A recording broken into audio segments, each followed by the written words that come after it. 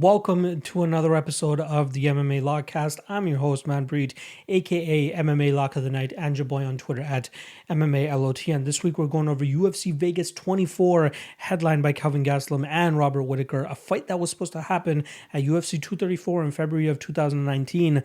Unfortunately, Robert Whittaker was not able to defend his title that night as he, I believe he pulled out the morning of the fight and just wasn't able to fight. Kelvin Gastelum went on to fight Israel Adesanya for the interim title, and then after that, obviously, Izzy went out there and dethroned Robert Whittaker in October of 2019 of that same year. So very unfortunate for them in terms of Whittaker and Gastelum not being able to fight that night, but at least we get it 2 years later, and it's still a fight that I'm very much looking forward to, even though Kelvin Gastelum is 1-2 in his last 3 fights. Robert Whittaker is on a little bit of a run right now with wins over Darren Till and Jared Cannonier after dropping his title to Israel Adesanya. So very interested to see how he approaches this fight and how he moves forward, and if he's able to secure himself a title shot if he does win this weekend. Very much looking forward to this fight, this card, right? There's a ton of very solid fights. The most notable is obviously Juan Espino versus Alexander Romanov, which is a very, very intriguing fight between two very grapple-heavy and wrestle-heavy fighters, and both guys are kind of on the come-up. It's weird to call Juan Espino a prospect, considering that he's 40 years old, but he's only had 2 fights inside the UFC at this point in time, and he's still a guy that's climbing the ranks and trying to really, make a note or mark for himself in this top 5 to top 7 of the heavyweight division. But Romanov is definitely a very tough out, and I can't wait to see how that fight plays out. A ton of other great fights on the card that I'm really much looking forward to. Tracy Cortez versus Justine Kish, Tony Gravely versus Anthony Birchak. A lot of fun fights definitely that are on the docket. Even co-main event, Ricardo Close versus Jeremy Stevens. Very, very fun fight. Could be a good striking contest, and I can't wait to see how that one plays out. All right. Let's get into the betting recap. Last week we had 2 events. We had Bellator 256 on the Friday, and then we have UFC Vegas 23 on the Saturday, and both of them end up being winning events for us. Let's start off out with UFC 256. The dog of the night play does whiff. We get Lyoto Machida plus 266. I had to take the shot there. Thought the line was a little bit off. Thought we were going to get at least 3 rounds of cardio and 3 rounds of takedown defense from Lyoto Machida. Unfortunately, it only ended up being for 1 round. He was very successful in that first round, and then after that, it was all downhill, where we saw Ryan Bader land takedowns time and time again, and then eventually notched that decision victory for himself, and he moves on in the light heavyweight tournament. So -1 unit for us there, but the lock of the night play definitely comes through for us. Under 2.5 in the Katzengano and Olivia Parker fight, -171 at 4 units. That cashes for plus 2.34 units. As soon as I saw the tape on Olivia Parker, I'm like, got to take the under 2.5, right? Katzengano is easily going to submit this woman, and that's exactly what she did, snatching up that arm within 2 minutes of that first round. So that was very, very good for us. So we cashed on that event, Bellator 256, plus 1.34 units for a 27% return on ROI. But we're in the green, and that's all that matters. Next up, we had the next evening, UFC Vegas 23. The only play that we lost was a 0.25 sprinkle on Jack Shore to beat Hunter Azure in round 3 at plus 1400. More than happy to lose the sprinkle there, considering that I felt that the round 3 prop there was very, very live. But Hunter Azure definitely stayed in that 3rd round a lot better than I expected him to. So hats off to Azure there, but shout out to Jack Shore for completing that crazy parlay that I had. It was like $250 to win 4K, so happy to cash that, but still happy to see Jack Shore get his hand raised that night. Next up, we had our dog of the night play, 1 unit at plus 122 on Arnold Allen. That cashes. That fight was, more of a chess match. It wasn't as crazy as a back and forth fight as most people expected it to be. But Arnold Allen landed the 2 significant shots that meant the most in this fight. In the first round and in the second round, he was able to hurt Sadiq Yusuff, and that was ultimately what swayed the fight his way. It seemed like he was really sucking wind in that 3rd round, and Sadiq Yusuff was starting to come on there, but Arnold did a really good job in terms of nullifying the pressure and the power that was coming his way in that 3rd round, allowing him to get that decision victory once the judges' scorecards were read. And then lastly, 5 units at -225 for our lock of the night play on Joe Solecki over Jim Miller. Don't get me wrong, that first round was definitely a sweat when we saw Joe Solecki go out there and pull guard. Not exactly what I was expecting to see from him in that first round, but thankfully he goes in the second and third round and secures that takedown relatively quickly to pretty much grind out the top pressure, stay active enough so that the referee didn't stand them up, and that cashes our lock of the night play. plus 2.22 units there, ultimately giving us plus 3.19 units on the night, and I'm more than happy with that. That is 7 straight winning events in a row, and it all started with us going back to the old school lock of the night method, and that old school lock of the night method is not going anywhere. I'm going to be doing that moving forward. I don't give a fuck if it makes me look like a square betting minus 180, minus 150, minus 220 favorites. If it's hitting, that means money is in your bank account, and that's all that matters to me. And that's what the approach was as soon as I started making this lock of the night brand 4 years ago. I want something that I can bet on as close to guaranteed as possible on a week-to-week basis so that I can guarantee that I'm going to be having some money coming in. Again, nothing is ever a lock, but I'm always going to give you guys my best, most confident play with odds no worse than minus 350. And I can't even remember the last time I played anything even over minus 300 straight. I think Colby Covington over Tyron Wilde, but that one was a no-brainer. Even sprinkled a little bit on that round 5, so that definitely helped add some money to the pot. But yeah, this is the approach that we're moving forward, and it's moving forward with, and it's definitely going to keep cashing for us. Hopefully, it keeps cashing for us and remains a very profitable approach for us. With that said, next weekend, or this weekend, I should say, Bellator 257.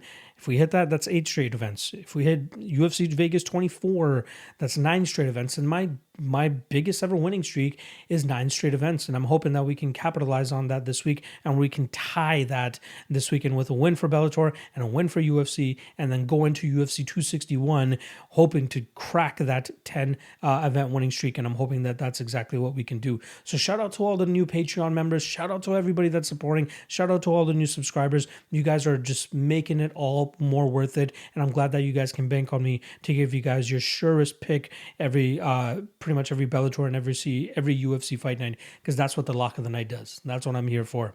So that pretty much brings us right over to my sponsor callouts that I want to give real quick. Coolbet.com. If you guys are looking for a new bookie, Coolbet.com is amazing. They allow you to parlay props, which is something that a lot of people usually look for, especially if they like, little lottery tickets here and there, but they also give you great odds on certain spots too. My lock of the night play for this weekend for UFC, I made on Coolbet because they had the best line out of all the bookies that I currently use. So shout out to Coolbet. If you guys sign up to Coolbet, use the promo code MMALOTN2 when you sign up, and I get you a little bit of a kickback after you guys do your initial deposit. Again, they match your initial deposit up to 100%, up to $100. So if you put in $200, they'll match you $200. So you got $400 to play with. So make sure you guys check out Coolbet, Coolbet.com, promo code MMALOTN2.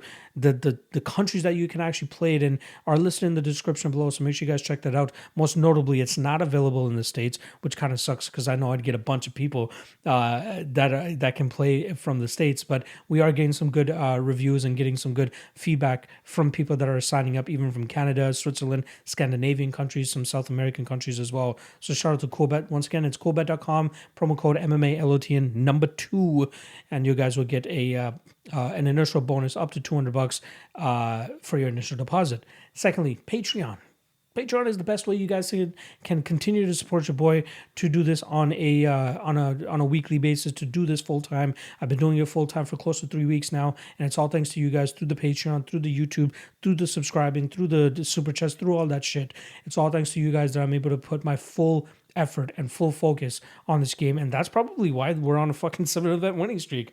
Because I can finally focus on the shit full time without having too much stuff clouding my judgment. So I appreciate you guys. The best and easiest way to support me is through Patreon. $5 a month. You guys get all access to my picks, early breakdowns, a best bets and props article, which I put out every single Wednesday of UFC fight week, which gives you guys the best bet and best prop for every single fight on the card, not to mention a confidence rating on every single bet, so you guys can at least know where my head is at and how confident I am on each single pick. Now, I'm very low volume with my betting and official betting approach, right? Where I just give you a lock of the night play and a dog of the night play, which is why the best bets and props article comes into hand, becomes very handy if you guys want or are looking for a little bit more action.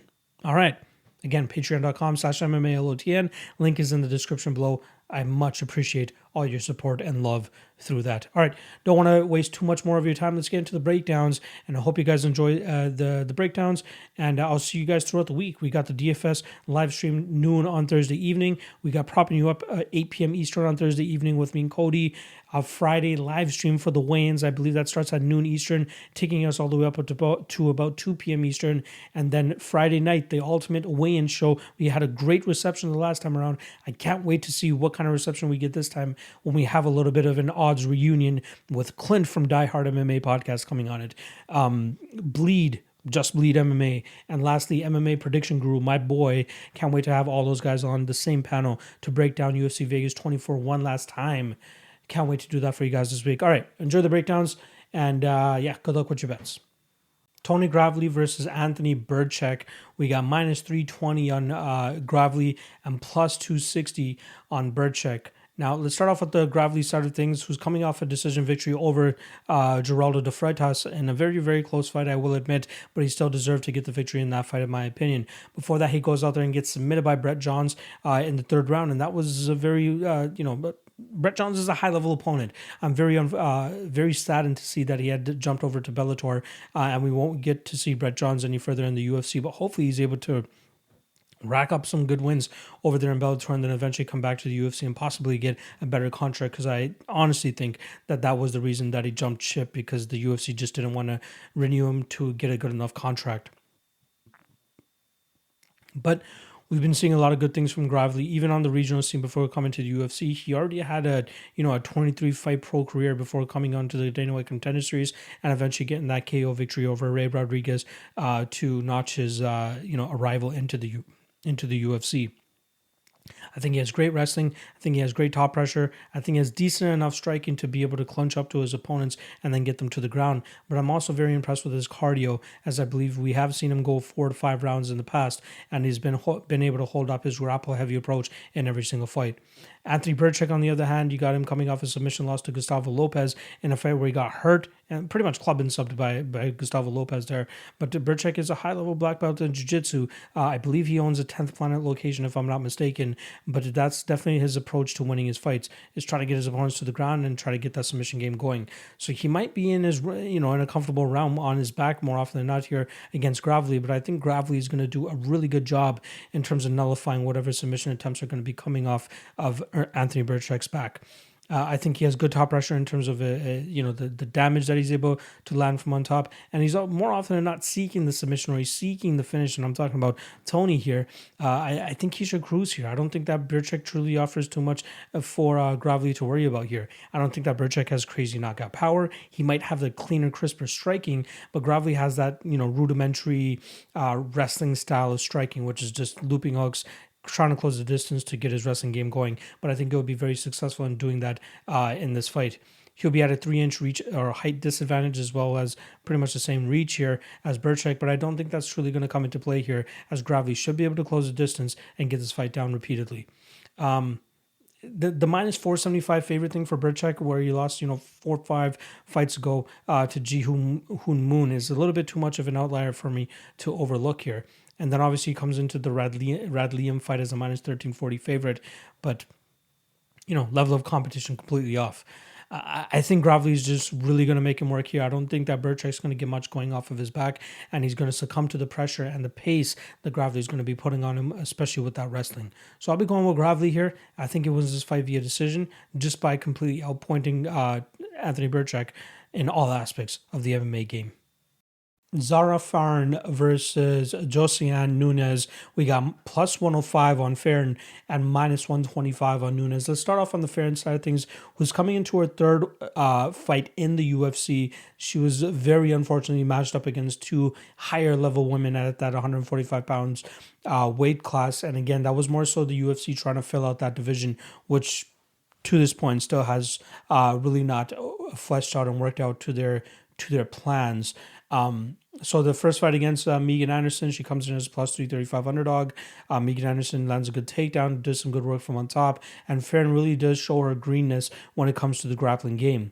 Now she is a blue belt in jiu-jitsu, but we did see none of that against Megan Anderson, who was able to lock up a triangle choke after Fairn did seem to buck very well and try to get off from that bottom position, but she was just not able to keep in mind that she allowed Megan Anderson to clear her shoulder and get that leg over to truly get that triangle choke in deep the way that she was. Then Felicia Spencer, she did a good job of kind of keeping her on the outside initially, but then Spencer did a good job in terms of when they were up against the cage at one point. Fairn didn't have the urgency to get back off of the cage, and that's where Felicia was able to quickly close the distance, push her up against the cage, get the fight to the ground, and then get her ground and pound going, which she was able to take her out of there in that first round, like I said, via ground and pound. But in her regional fights and the fights leading up to the UFC, you see some good work from her and why she was as successful as she was before coming to the UFC. She's a tall girl for this weight class. She's 5'8" with a 72-inch reach, and more often than not, it looks like she has a size advantage over her opponents. She's able to keep her opponents at bay, use her long jab, use her long striking, and I wish we saw a little bit more volume from her and a little bit more pop, but it seems to be working out for her on the regional scene. Her last fight before coming to the UFC against Isabel Badurek left a little bit to be desired, right? Badurek didn't seem like a woman that truly wanted to be in there after about a minute or so in that fight.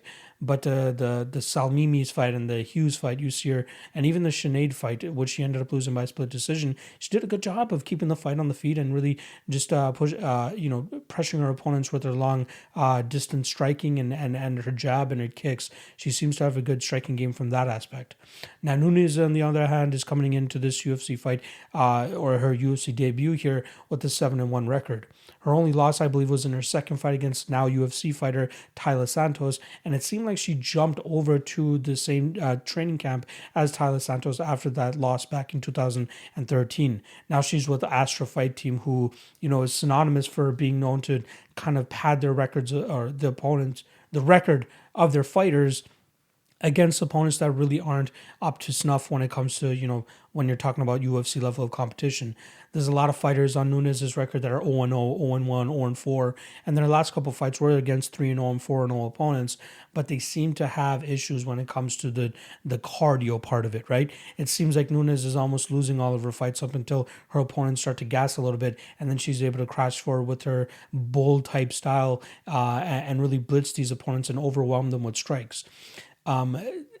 She's very wild. She's very raw with her striking, right? She throws a little bit too wild, a little bit too loopy to truly cut it against a girl like Zarah Fairn, who, this could look like a bull and matador type of situation where Nunes is crashing forward, but Zarah is throwing her jab out there, throwing her long strikes out there to keep Nunes at bay. We've seen fighters have success against Nunes in terms of taking her down and just riding her out from on top, but she does do a decent job of getting back to her feet, but gives up too much control time where the round is more than likely going to be scored for the opponent that actually gets a takedown.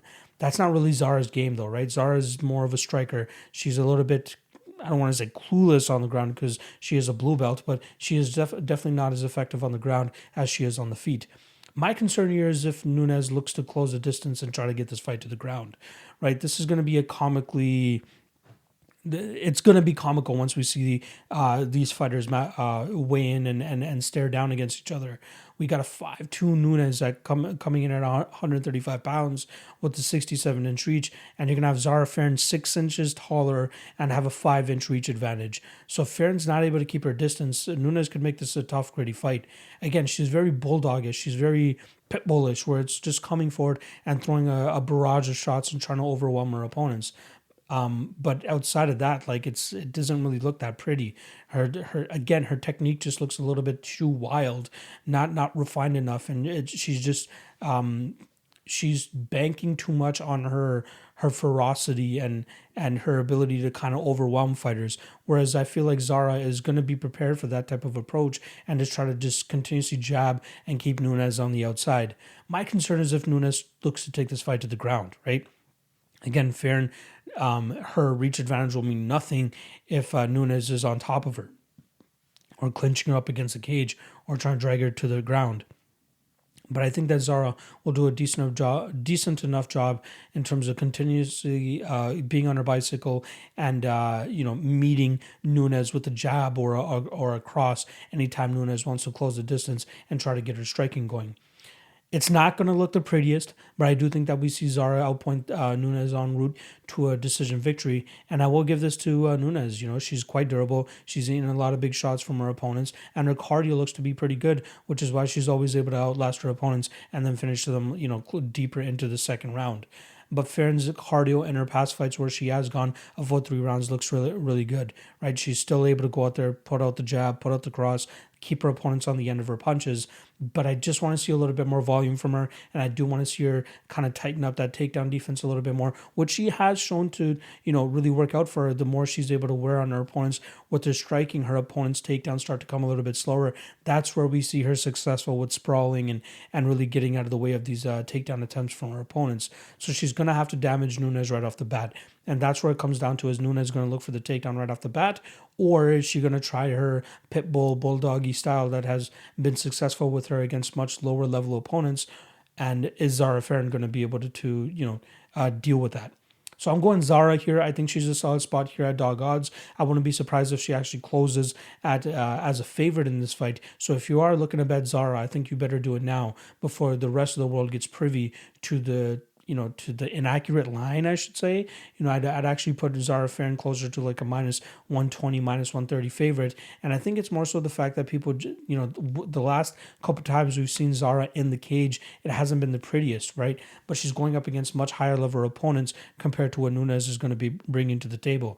And then people are just wiki capping Nunes at this point, right? She's 7-1, has a ton of KO victories on her record. But when you really start looking at those fights and seeing that some of the fights she's not really winning up until the point she gets the KO, she leaves a lot to be to be concerned. And then again, once we see the stare down as well, I think people are going to start to look into the Zarah Fairn side a little bit more and start putting money on her. So again, if you're looking to bet Zarah, do it now. I don't think you'll be getting a better line closer fight time, and I'm personally going to be taking her here as well, and I'm taking her to win this fight via decision.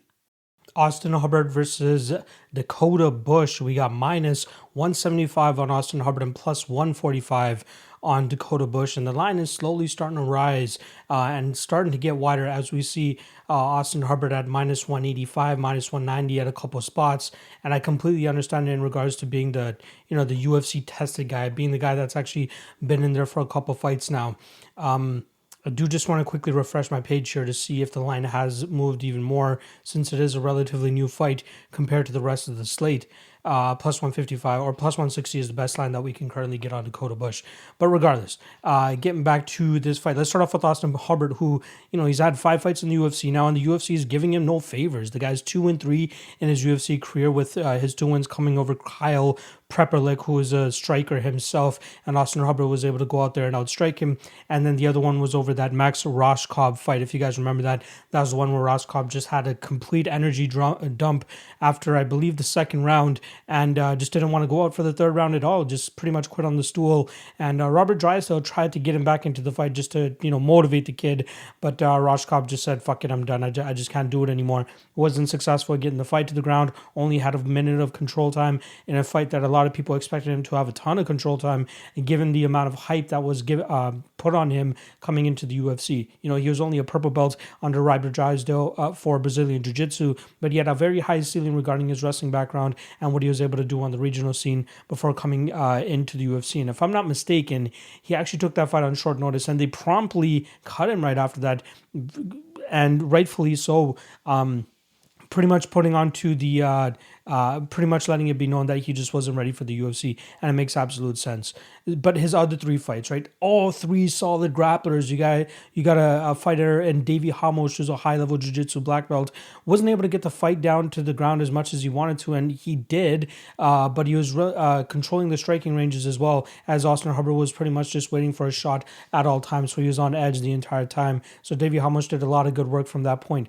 Marco Madsen, another fighter where high-level Olympic wrestler, and he was able to get Austin Hubbard down time and time again. But Hubbard did a good job of getting back to his feet and really putting it on him in the striking realm. However, Marco Madsen was able to come away with the decision victory with way too much control time, the takedowns, and haven't landing some good shots from those positions. Then the Joe Selecki fight, we didn't need much time in there. I believe it was only about a minute and a half to 2 minutes worth of a fight where Joe Selecki just went for a takedown and pushed Hubbard up against the cage. Hubbard trying to get out of the position, gives up his back. Selecki jumps on his back and then eventually rubs in or sinks in that rear naked choke and gets the finish in that fight. Now here with Dakota Bush, he's getting a guy that's coming in on short notice once again, but another solid wrestler, Missouri State champion for wrestling, high-level wrestler. Obviously, he has a lot of success on the regional scene with his wrestling, and I feel like it's going to cause some troubles here for Austin Hubbard. My issue is that short notice fight for Bush probably is always ready. He wants to go out there and remain a fighter that is ready to go in case the UFC did call upon his name, and that's exactly what they did for this weekend, and he was ready to go. The last time he did compete was January of this year, January 29th to be specific, where he was able to quickly dispose of a guy named Austin Clem in a fight that he came in as like a minus 500 favorite, so it was pretty much a foregone conclusion that he was going to be able to do that. So once again, he is coming in on short notice here, but he is fighting at the weight class that he normally fights at, which is lightweight, so it's good for him that he's going to be able to do that. He is the same size relatively, if not slightly bigger than Austin Hubbard, and I think he's going to look to impose that will upon him with constant takedown, constant pressure, and keeping him backing up. I believe Hubbard will have the advantage of the feet. I'll always bring this up. The reason his nickname is Austin Thud Hubbard is that apparently every time he kicks, it always makes a thud sound. And the guy definitely has a lot of power on his kicks, and he's able to really cripple his opponents if he's able to get those shots off successfully. My only concern, like I said here, is the fact that it's on short notice, right? If it was a full training camp for Dakota Bush, I'd be a little bit more enthused to take him here. I will take him here still. Again, stylistically, I think it presents a lot of troubles for Austin Hubbard, and he seems to have a pretty good enough gas tank that he should be able to at least bag 2 rounds here and then survive enough on the feet in the third round if he's not able to secure takedowns and then come away with a decision victory. So I think this is a good underdog spot here for Dakota Bush, who's a UFC debutant, and a lot of people might just be jumping on Austin Hubbard just because, all right, the guy has 5 fights in the UFC, taking a short notice UFC newcomer, but I think there's a reason that, he's not a minus 300 or minus 400 favorite in this spot, because Dakota Bush is a very solid talent. There's a reason the guy was a minus 300, minus 400 favorite in a couple of his regional fights, because he can go out there and impose as well with his wrestling, and I think he'll be able to do that here against Hubbard. Hubbard does do a good job of getting back to his feet, so that is my concern here. How good is the cardio of Dakota Bush? From what I've seen, it's been decent, but it could definitely use some work, and again, coming in on short notice, who knows how polished it is and ready to go to fight a guy like Austin Hubbard, who's going to be moving and not really settling on bottom and not really giving you an easy layup for a win here, especially if you're just able to secure the takedown right off the bat. I will still go with Bush, right? He's around plus 145, plus 155 currently, but as the fight gets closer, I'm expecting the line to start to widen a little bit more. So if you want to remain patient, I think you'll be able to get a better line on Dakota Bush the closer that the fight gets, and that might be where I pull the trigger myself. Again, good underdog spot. I think it should be closer to a 50-50 fight. Austin does have a really good shot of winning this fight himself, but I will go with the fighter that has the grappling advantage, that does have the high-level wrestling experience, and I like Dakota Bush here to go out there and grind himself a decision victory in his UFC debut. Gerald Meerschaert versus Bartosz Fabinski. We got plus 110 on GM3 and minus 130 on Bartosz Fabinski. Now, this fight, another binary fight to kind of break down, where you got Bartosz Fabinski, who just always comes into his fights looking to out-grapple his opponents, get them to the ground, and just kind of lay and pray. Right? He doesn't really have any devastating ground and pound power from on top, nor does he often look for submissions to try to get his opponents out there. He's just confident in taking his opponents down, laying on top of them, staying busy enough that the referee won't stand them up, and then taking home a decision victory. However, once he starts fighting guys that have a little bit of a jiu-jitsu game or a solid jiu-jitsu game, he starts to fall into trouble, which is why he's lost 2 out of his last 3 fights. One of those, the first one being Meerschaert, where we saw him fall into a guillotine choke after being a little bit too desperate on his takedown attempts. Now, the Andre Muniz fight, another fight where he almost fell into a guillotine choke, but ultimately ended up giving an armbar up to Andre Muniz, who was very offensive off of his back and making sure that, he capitalized on any mistakes that Fabinski was making on the ground. Now, Gerald Meerschaert brings a solid game to the table as well when we're talking about jiu-jitsu. He may not be as reliable as guys like Michel Prazeres and Andre Muniz, but he's still a threat in those situations.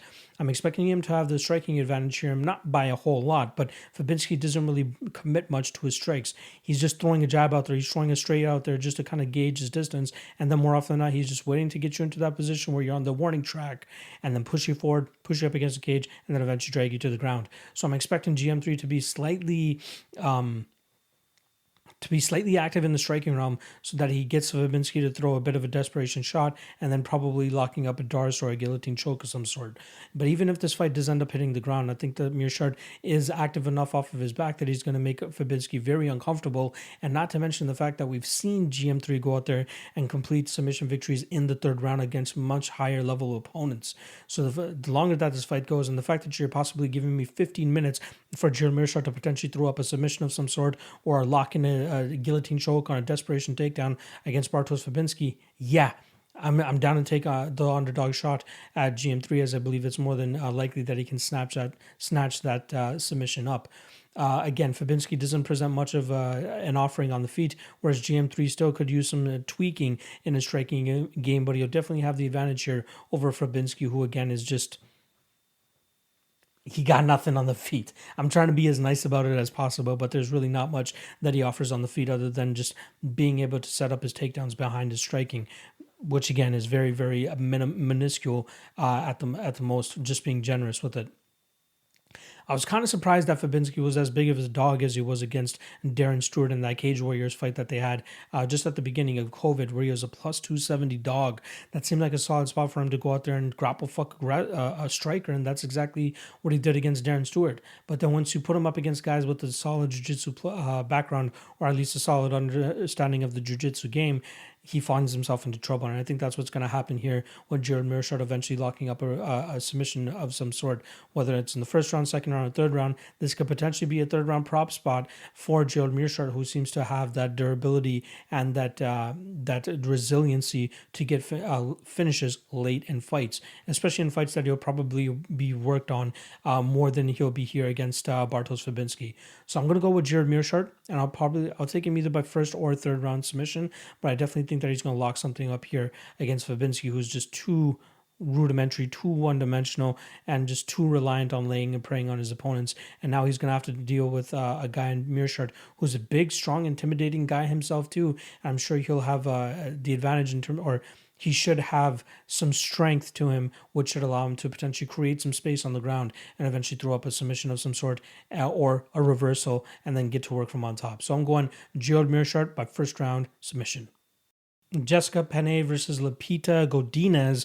We got minus 275 on the UFC newcomer and plus 235 on the veteran Jessica Penne. Let's start off on the Penne side of things, who was originally scheduled to fight Hannah Goldy this weekend. However, and even a couple weeks before they were scheduled to fight, I believe there was a COVID situation regarding one of their cornermen that the fight eventually had to get postponed, and then Hannah Goldy unfortunately had to pull out. I'm not sure exactly why, and Jessica Penne takes on the newcomer in Godinez here. Now, Penne hasn't been in the cage for close to 4 to 5 years now, where the last time we saw her was a decision loss to Danielle Taylor, and a lot of people thought that was probably going to be her pretty much her pink slip out of the UFC, but the UFC is keeping her around. She was an Ultimate Fighter contender, an Ultimate Fighter veteran, and she actually did get a UFC title shot right after Juan and Jacek had captured it from Carla Esparza. And again, this was a long time ago. Since then, she's gone 0-3, where she gave up losses to Jessica Andrade and obviously Danielle Taylor last time around, but she didn't really get to show off her grappling game, which is definitely the shining part of her just overall game, right? If you go back and watch her fights in the Invictus scene, you see her pulling off these beautiful triangles and arm bars and beautiful submission victories, because she is definitely very crafty on the ground. She's able to find submissions from awkward places. But if she's not able to get the fight to the ground, she truly struggles on the feet. She doesn't have the greatest striking. She doesn't really have the most commitment on her strikes. And that's where I think that Godinez is really going to start to fly off the paper here in terms of really taking over this fight. Now, Godinez will be at a 3-inch reach or height disadvantage as well as a 4-inch reach disadvantage, but she's been the smaller fighter in the past and she's always been able to enter the pocket without too much concern and get her big strikes off. Now, the first couple of exchanges might be a little bit tough for Godinez to get comfortable as Penne may look to go out there and try to, get a trip or catch her off guard with a takedown attempt, but it looks like Godinez is very, very strong and she did a good job of keeping Vanessa Demopoulos off of her last time around over the majority of 5 rounds. I'm expecting Demopoulos to have the same type of approach that Penne was going to be having in terms of trying to get this fight to the ground, and I'm just not overly sold on Penne's ability with her wrestling and her takedown attempts. Who knows what kind of improvements, though, that she's going to be making over the last several years, right? She's been off for so long. She had this weird USADA suspension. You got to believe that she's been training and staying in the gym and staying with her friends who are all pretty much fighters. So you got to believe that she's been with Alliance MMA and just staying ready in case whenever her, trial and all this USADA shit was going to be over with, because she wanted to get back into the cage and really start to take advantage of the years that she was forced to take off. She's 38 years old, right? You're talking about 4 to 5 years off. That was 33, 34 years old when she had her last fight. That's like the golden years of her to go out there and probably get her best performances under her belt, but she just wasn't able to. Now she's coming in against a young, hungry up-and-comer, a 27-year-old Godinez who just has great, crisp, and ferocious striking, which should cause Jessica Penne a ton of problems on the feet. And I find it hard to believe that Penne is going to be able to deal with that, get through those strikes and land takedowns. I just don't see it happening. With that said, Godinez still has a lot to prove, right? Level of opponents have been very, very definitely not up to snuff compared to what she's going to get here against Jessica Penne. But I think that this is a great first fight for Godinez to get her feet wet in the UFC and start taking on other comers. I would love to see her against Hannah Goldie next, actually, given the fact that Goldie is a very strong striker herself, and it would be interesting to see how Godinez navigates those types of waters. But I do like Godinez here. I think she's going to win this fight just picking apart Penne from the outside, and I wouldn't be surprised if we actually see her clip her with a big enough shot to potentially put her out. Now, in the 5 victories that Godinez does have on her pro record, she hasn't won any fight by knockout, especially given with how devastating some of her combinations look. Kind of surprised that she doesn't have it on her record, but she definitely busted up Vanessa Demopoulos nice and early in that fight, and I'm kind of surprised that Vanessa was able to go a full 5 even after taking those shots in the first and second rounds. I was very impressed with Godinez's performance against Lindsay Garbutt, who, for Canadian combat sports fans, they'll know that Garbutt, I believe she was on the Canadian boxing team. I could be off on that, but she was a boxer before transitioning over to MMA. So, she has a lot of experience in the boxing realm, but Godinez did a really good job in terms of piecing her up and really not letting Garbutt's game go. So, I like Godinez here. I think she outstrikes Penne over 15 minutes, and she takes home a decision victory in her UFC debut. Juan Espino versus Alexander Romanov.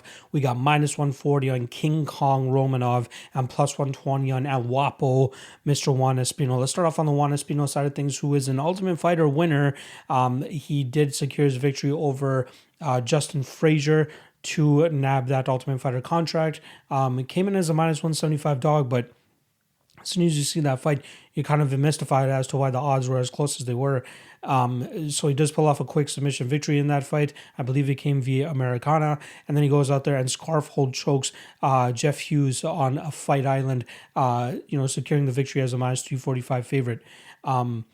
He is 40 years old. He is from Spain, but he seems to be spending most of his time down in Florida in Coconut Creek at American Top Team, and obviously that's something that's going to help him really round out his game. He's a very good wrestler. I believe he has I'm trying to remember the name of it. It's like some sort of African wrestling promotion or something where he was named the White Tiger because he was able to go out there and beat a lot of Africans who obviously were dominating that sport, but he was able to go out there and just win titles year and year again just off of wrestling. Very strong wrestler. He was closer to the 300-pound range, 330-pound range when he was fighting for those guys or competing for those guys. But as he has gotten his MMA game going, he's slowly starting to come down in weight. If you guys have seen that one fight that he has pre-UFC against Vitaly Minakov where he gets knocked out in 9 seconds, the guy's coming in at 310 pounds, and you can definitely see it in his physique and even in his movement. He just looked very stiff and just didn't seem like he was very comfortable in the MMA game, hence why he was able to get stiffed very quickly by Vitaly Minakov, like I said, within 9 seconds. But since then, the only real tape that we have on him is his time on The Ultimate Fighter, and then obviously the Jeff Hughes fight. Seems like he's still uncomfortable on the feet. The only real move that he seems to have is that feint to a takedown with the overhand right. You got to believe that ATT is trying to work his boxing game and his kickboxing game to truly round that out so that he's able to hide his takedowns a little bit better than, what he's been able to do in the past. The higher he starts taking, levels of competition, especially here against Alexander Romanov, the harder it's going to be to secure these takedowns and try to really, close the distance without getting hit too much and then getting his opponents down, which is where he thrives the most.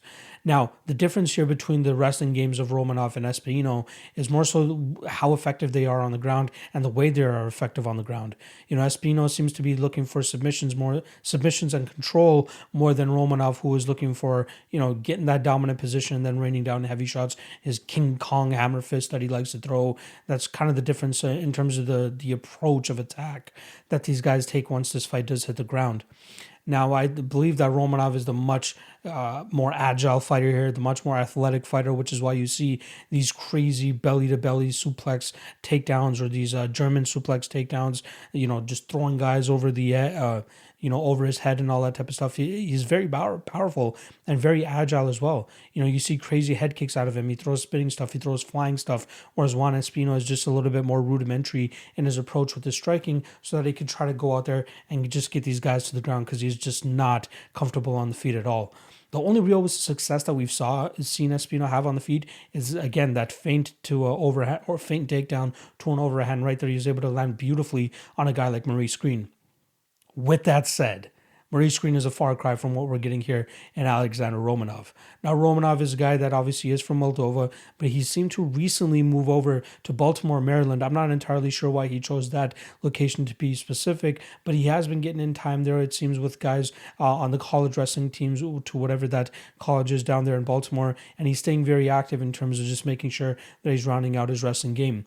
It seems like the credentials are going to be on the side of Espino when it comes to the wrestling game, but Romanov, given his youth and athleticism, probably should be able to trump whatever Espino is going to start to throw his way. Now, Espino is actually going to be the slightly bigger guy here, right? 1 inch height advantage as well as a 5 inch reach advantage. But I think he's truly going to have trouble with the speed disadvantage that he'll be at here with Romanov, as well as the striking advantage that Romanov will have here. When these guys are clinched up against the cage, I expect Romanov to be a little bit stronger and have a little bit more success in those exchanges. And then even when the fight does get to the ground, right? Espino does a good job of holding guys down like Ben Sassoli, but then he seems to struggle to hold some other guys down who seem to, if they roll to their belly and start to get to their knees and their hands, they're able to build back up and get back to their feet. And then Espino, more often than not, is successful in dragging these guys back to the ground. But how successful is he going to be against a guy as well versed in the wrestling game as Alexander Romanov? Romanov seems to do a good job in terms of getting back to his feet when he is taken down. But then again, the only time we've truly seen him taken down was this fight against Sultan Murtazaliyev, who catches one of Romanov's naked kicks and then takes him down, but is only able to keep him down for about 30 to 40 seconds. Romanov gets back to his feet and then gets his wrestling game going, gets his clinch game going, and really starts to work Murtazaliyev, eventually finishing him in that third round. And that's the interesting part of it, right? I'm saying third round specifically because that's the only fight that we have access to where either guy has gone 3 rounds. Juan Espino has gone 3 rounds in the past against guys like Rodney Wallace, and there's another guy on his record that I can't recall, Boudet, but I'm, don't even know who the fuck that guy is, and you got to kind of, not rate him too highly. But Rodney Wallace is a veteran who's been in the UFC, but is a smaller guy. He's fought at light heavyweight in the past. So I do believe that Espino, given his size and how big he was back in the day, was very successful in terms of getting the wrestling going, getting Rodney Wallace down and just controlling him over 15 minutes. I'd find it harder for him to, do that against a guy like Romanov, who's always going to be working and trying to get back to his feet. So I'd have to give the slight cardio advantage here to Romanov, given what we've seen off of tape, and not to mention how active he is and, the ability that he has to just transition as well as he does when he's in the wrestling game. And again, we haven't seen Espino truly off of his back. I believe, I might be mistaken here, but I believe that Espino is a black belt in BJJ, but it doesn't seem like he's the most comfortable or most flexible or the most agile himself. And I think that's where he's going to fall into trouble here with Romanov, who's going to be able to get a step ahead of him and stay ahead of him for the majority of this fight. My legitimate pick here is going to be Romanov. I think we did get better line on him earlier this week when he was about minus 120-ish, but even at minus 150, I think up to minus 150, minus 175, I think he still holds some solid value. I think the guy is the dark horse of the division, but then again, he's going to burst out after this performance that he should have against Juan Espino, but I think it's going to be very tough for people to deal with the type of style that he has. It might seem flashy and it might seem very brutish, but he's very efficient and very successful with the way that he approaches his fights and how he's able to get his opponents out of there. I like Romanov here. I think he's going to have a lot of success in terms of getting Espino down, really wearing on him, having the better striking instances as well. And I think that's going to really cause Espino some concern here. The big question mark is, how does Espino truly look off of his back? Is Romanov going to have the same amount of success that he's had in the past in terms of holding opponents down? Or is he going to struggle? Is he going to get reversed? Is he going to get submitted being on top of Espino here? But the one thing that I like about Romanov's game is he doesn't settle for that full guard. He's passing. He's moving to half guard. He's moving to side control. He's getting, he's sitting on your chest in full guard. I don't think sitting on Espino's chest is going to cut it for him here, as I believe Espino is much more, or brings much more to the table in the grappling realm than guys like Rocky Martinez and Marcos Rogerio de Lima, who apparently is a black belt, but is able to get choked out with it's almost like a schoolyard bully move where he does just like a forearm choke. But that does go further to the attribution of Romanov's strength, right? He put de Lima out pretty quickly where de Lima probably thought he was safe. So I'm going Romanov here. Over 1.5 is probably a good spot, as this could potentially play out in the grappling round for a little bit, but I expect a gas tank of Romanov to succeed here, and I'll take Romanov to win this fight probably by second round TKO. Not super confident on the over 1.5, but I do think that it is live, considering that both these guys are grapplers and they do want to look to slow down fights. Espino seeks the submission more than he looks for the TKO, and same thing with Romanov. Romanov looks for the TKO more than he looks for the submissions, but he does have submission victories on his record. Espino, 4 of his last 5 wins have come via submission, whereas Romanov, 3 of his last 5 wins have come via submission. But again, he looks to drop those Donkey Kong punches and really try to get you out there via TKO more so than submission. So I'm going Alexander Romanov here, and I'm going to take him to win by second round TKO. Tracy Cortez versus Justine Kish. We got minus 255 on Tracy Cortez and plus 215 on Justine Kish. Let's start on the Justine Kish side of things, who's 2 and 3 in her last 5 fights. Unfortunately, for her last time around, she was very close to winning a decision victory over Sabina Mazo. Unfortunately for her, she caught a head kick near the ending of that fight, and it pretty much just sent her into orbit, and then Sabina Mazo was able to quickly jump on top of her and get her a rear naked choke victory there. So very unfortunate way for Justine Kish to lose that fight. She did a lot of good things in that fight in terms of pressuring Sabina Mazo, continuously staying in her face and just crowding her with a bunch of punches so that Mazo was not able to get her game going. We saw Alexis Davis be very successful kind of with a similar style, but adding takedowns into the fold against Sabina Mazo last time, and she was able to stay away from the big kicks and the big strikes of Sabina Mazo, and she was successful in taking almost a decision victory, but Justine Kish was just a minute or so away from securing that victory. I had money on her as well as a plus 180-ish underdog in that spot, and I thought I had a really good read on that fight, and it was pretty good up until the point that she got knocked out, or at least submitted, knocked down, and then submitted. So a very unfortunate loss for her there. That would have been 2 straight wins for her, and obviously would have been very good for her considering that she's taken some lulls in between some of her fights. But it's unfortunate, but a lot of people saw some good things from her in that fight. It's weird though, considering the fight that she has coming up here with Tracy Cortez. The last 2 fights she's had has been pretty much against all strikers. None of those opponents have attempted even one takedown against her. So she's pretty much been able to go out there and use her striking and even use grappling to her own advantage if it was required. But then when you see her going out there and fighting girls that have a bit of a grappling game or a takedown game or a submission game, she struggles a little bit more, right? Even though she got the victory in the Ashley Yoder fight, that was a close fight. Like, I believe that the first fight was almost a 50-50 round, and then obviously they split the other two. But a lot of the judges or a lot of media scores had it for Ashley Yoder. Same with some of the fan scoring as well on MMA decisions. So very, very close fight for her there.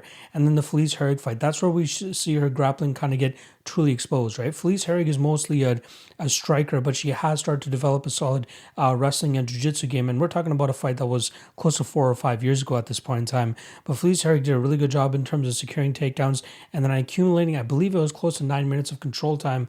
I do want to confirm that number before I start talking out of my butt, but I'm pretty sure that was a fight where she really struggled. Well, I know for certain that she struggled to get back to her feet, because that's a great fight to kind of look at to confirm whether that this is a good spot to be backing a girl like Tracy Cortez, who's going to be coming with that type of game plan.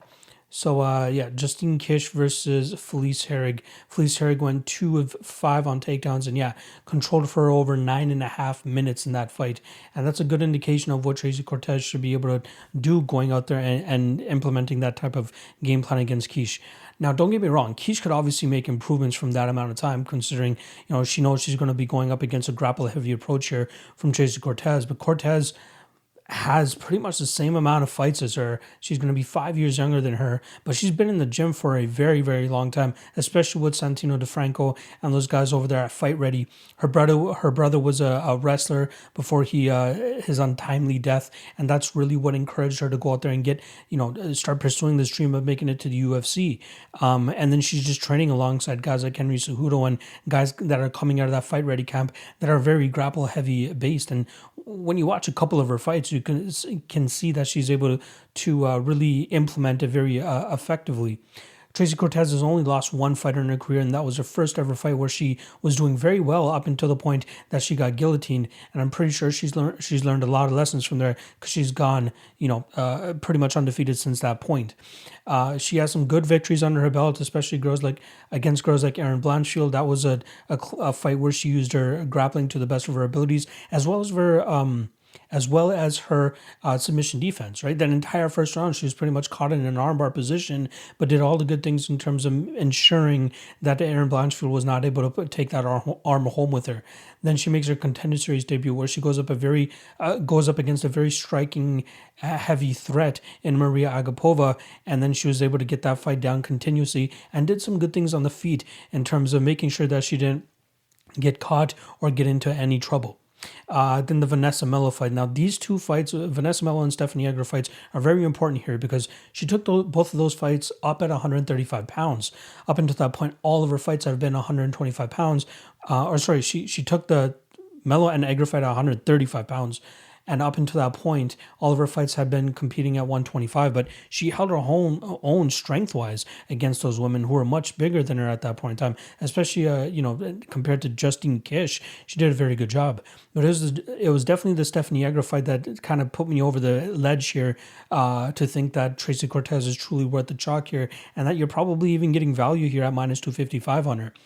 Stephanie Egger, Olympian judoka. I believe she had some famous matches. I'm not sure if she had beaten Ronda Rousey, but she had definitely competed against Ronda Rousey. And that was kind of one of her big things coming into her UFC debut against Tracy Cortez, and why a lot of people were looking to back Egger. I believe there was a lot of steam that I eventually took Egger down to plus 125, but Tracy Cortez did a really good job of controlling that fight no matter where it went. She nullified a lot of the judo throws from Stephanie Egger, and even rolled through on some great transitions and and had some reversals of her own, and she did a really good job in terms of just controlling her and being dominant with her own grappling style, which is mainly just wrestling. And obviously she has some good jiu-jitsu as well. We've seen her control the back very well of her opponents, and we've seen her be very fluid with the grappling transitions and reversals, and being able to move from gara to half guard to side control to full mount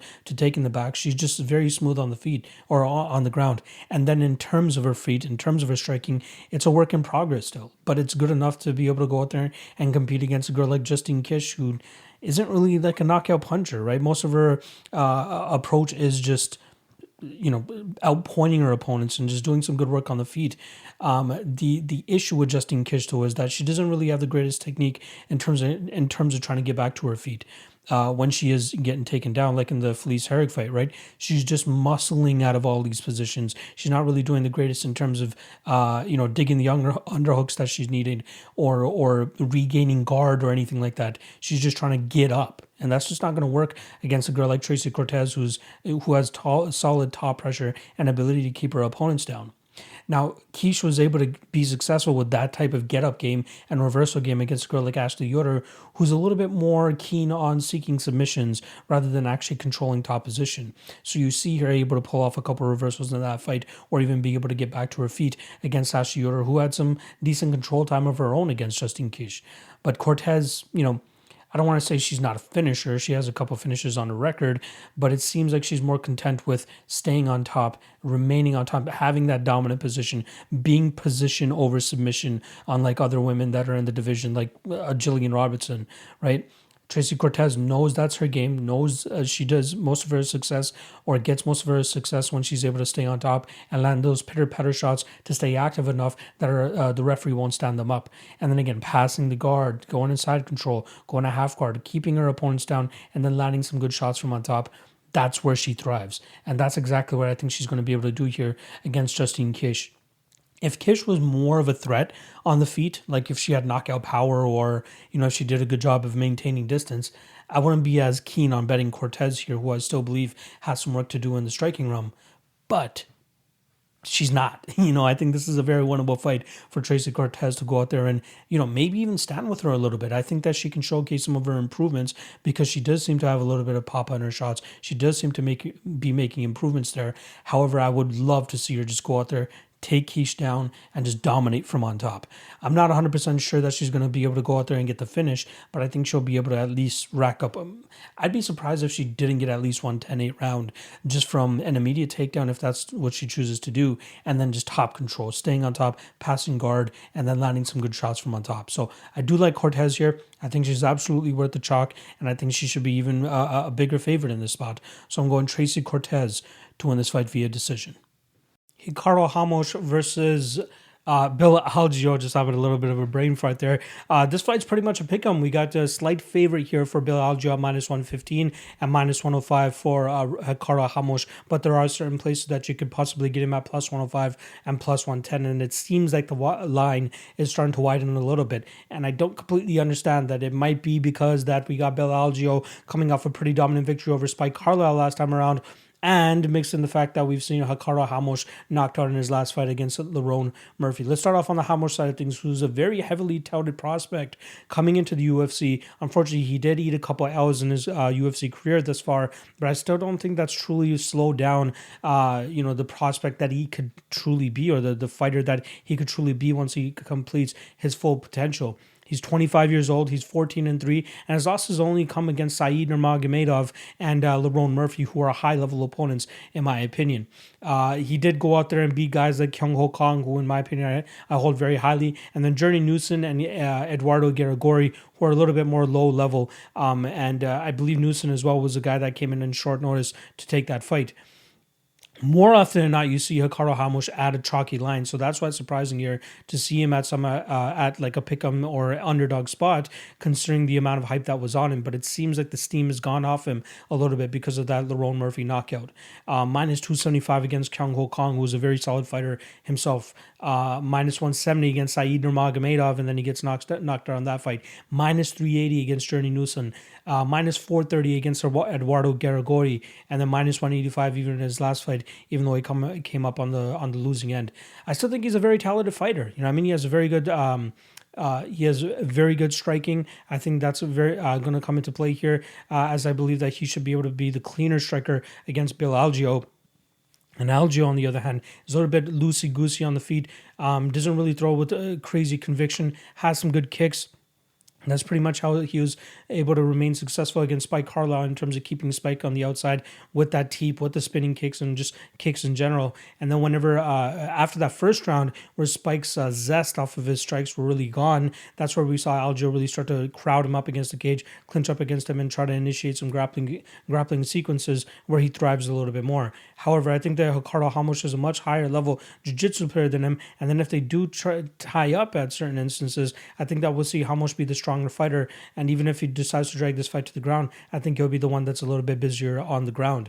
For those of you that have been with me for a while now, you guys remember that I did fade Bill Algeo in his UFC debut against Ricardo Lamas, and that was a little bit of a sweat, right? I believe it was 1-1 going into that third round, and then we saw the veteran experience of Ricardo Lamas come through, where he was able to take down Bill Algeo and really grind on him and then secure that top spot. And again, he stayed ahead of him. Like, Algeo had plenty of opportunities to go out there and try to pull off a reversal of some sort, but we saw Ricardo Lamas pretty much a step ahead of him at all times, and keep him planted on the back, on his back for that entirety of that third round, and secure that decision victory. I believe that was the retirement fight for Ricardo Lamas as well. So it's good that he was able to end his career on a victory.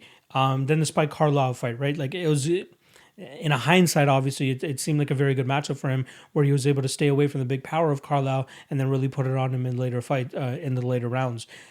I'm kind of stunned as to why the line is as close as it is, right? I still think that Ramos is a very high-level opponent, and I think he could go out there and easily spring the upset here. You know, again, I think he's the better kicker. I think he's the better striker. He has a lot better defense with his striking. You know, I mean, getting knocked out by Saeed Nurmagomedov and then getting ground and pounded the way that he did against Lerone Murphy, I find it very difficult to believe that Bill Algeo will be able to replicate those types of performances. You know, I'm not the biggest fan of Algeo in terms of I don't think he's the greatest fighter out there. I think he can be taken down if Ramos decides to go that route, and I think that he can be outstruck on the outside if, you know, Algeo wants to play that loosey-goosey game that he does on the outside. I think Ramos does it much better. Now, does Algeo have the knockout power to go out there and put out Ramos's lights? Possibly, but I'm gonna fade that narrative that Ramos is chinny, because I think that might be a narrative coming into this week that people are going to be like, look at him, he got finished twice in his last 5 fights.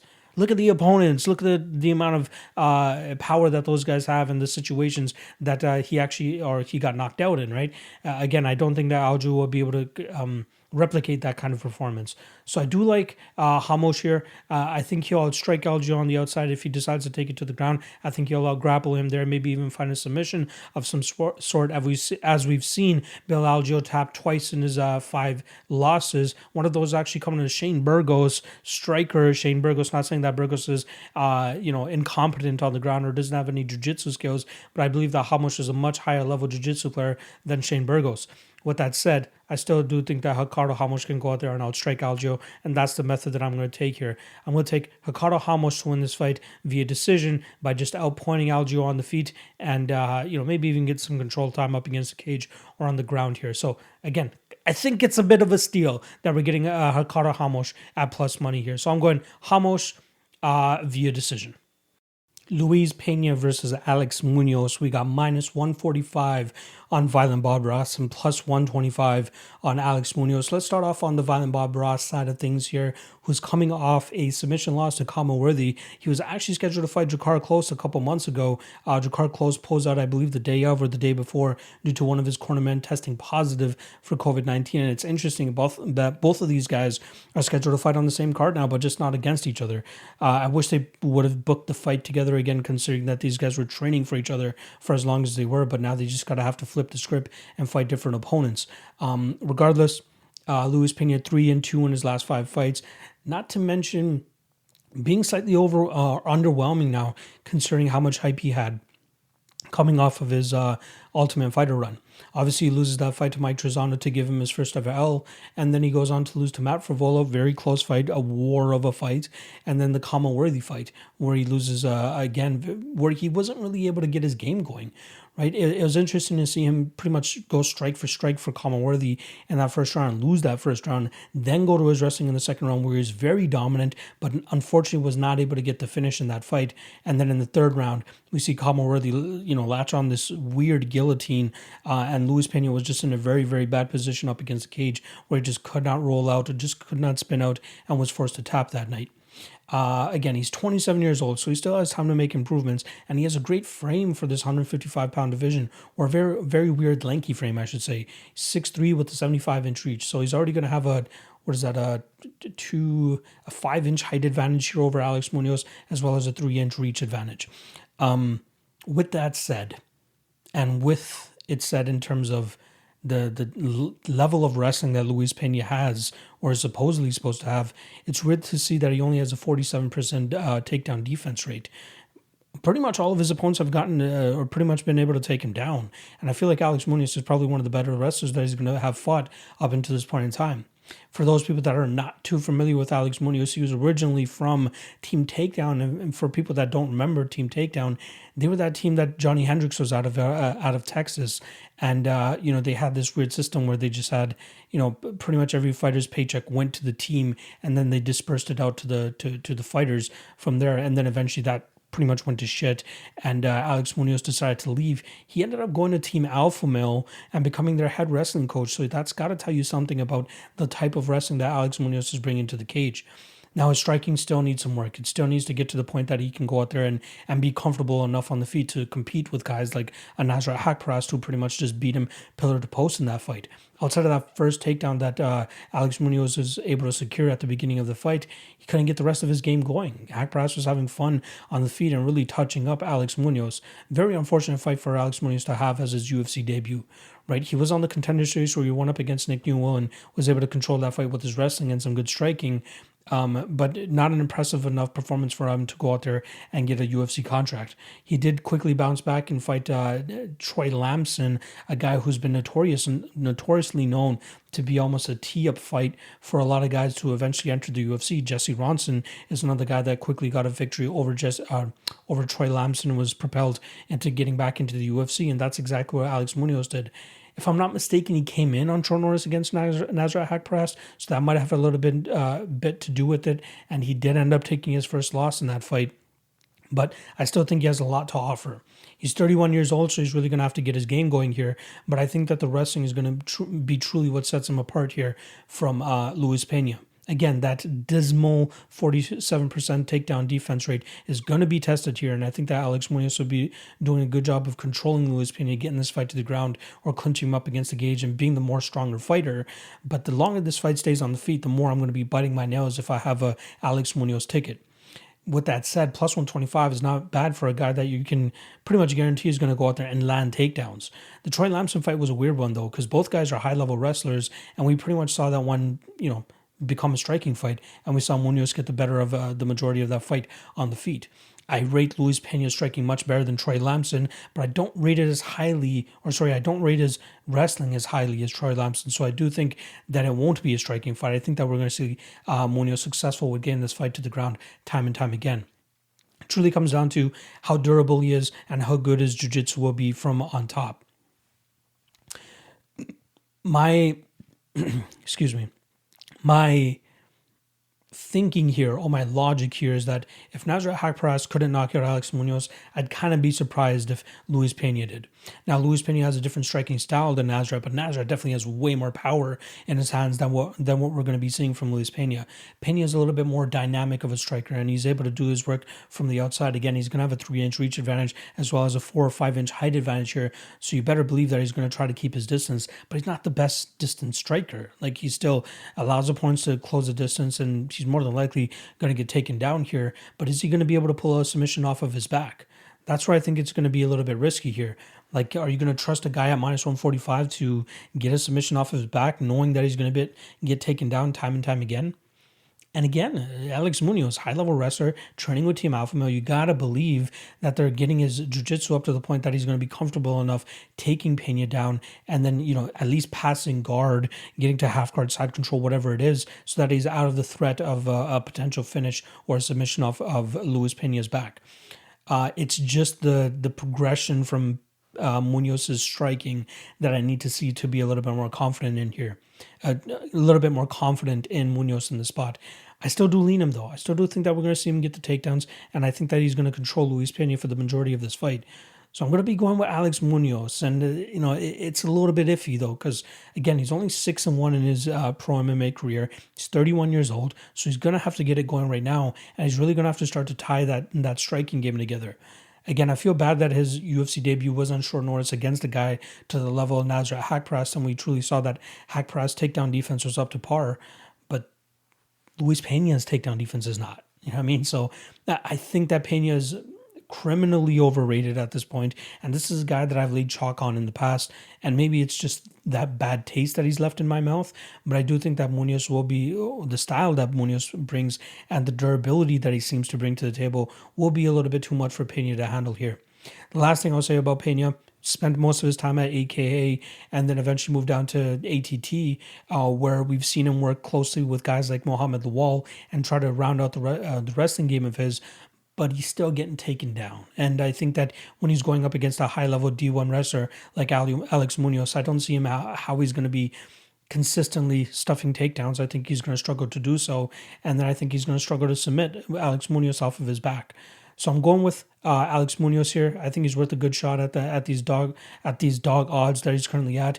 I'm not sure if he'll finish Pena. Maybe a decision prop is in a bad spot here for Munoz, but I'm going to go with Alex to win this fight via decision, just by crowding, clinching up against Pena up against the cage, and then dragging him to the down and ground and accumulating a solid amount of top pressure and top control. So I'm going Alex Munoz via decision.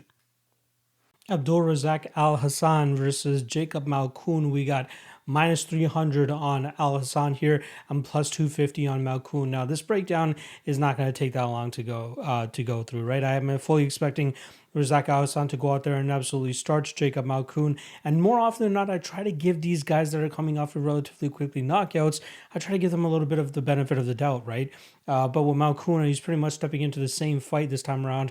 Last time it was Phil Hodge, starched him in, I think, 30 seconds or so. And now you're getting Al Hassan, who's coming up in weight. He's coming up to middleweight. If you guys remember, Al Hassan missed weight twice in a row down at welterweight. The UFC's probably just like, hey, you got to go up. There's no way you can miss 3 fights in a row. You can't miss weight 3 fights in a row. So in order to avoid that, he decided to go up to 185 pounds. And I'm very intrigued to see how he feels out at this weight class. However, his game plan still is probably not going to change. He's going to go out there, he's going to crash forward, and he's going to land some big bombs on Malkoun. And I fully expect Malkoun to be eating the canvas very shortly after the starting bell rings here.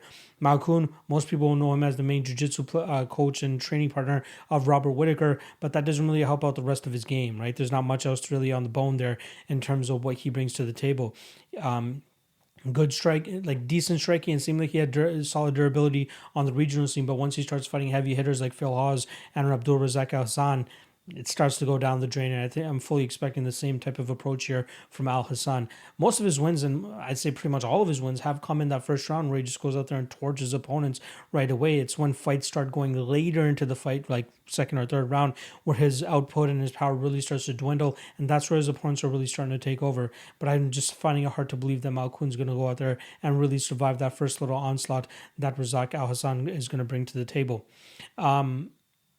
I think the approach here is obviously Razak by KO or the under 1.5, and I think that's the way you're going to go here if you're stuck between money line and totals. You're going to go under 1.5 if you're looking to bet Al Hassan here. You're getting around minus 140. I'm expecting the line to get up to about minus 150 to minus 160, as that's more often than not the path to victory here for Al Hassan.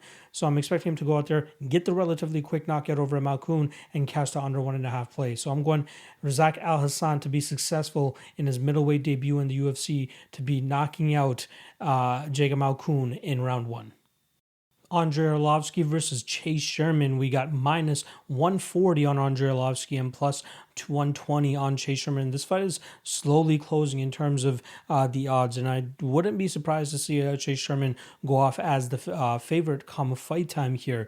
Now, I believe Andrei Arlovski is stepping out on short notice after he had lost to Tom Aspinall back at the ending of February, and that was his first submission loss in a long time. I'm not entirely sure if that's actually his first ever submission loss ever, period. But this is an intriguing fight here coming in against Chase Sherman, who's coming off a USADA violation last time around.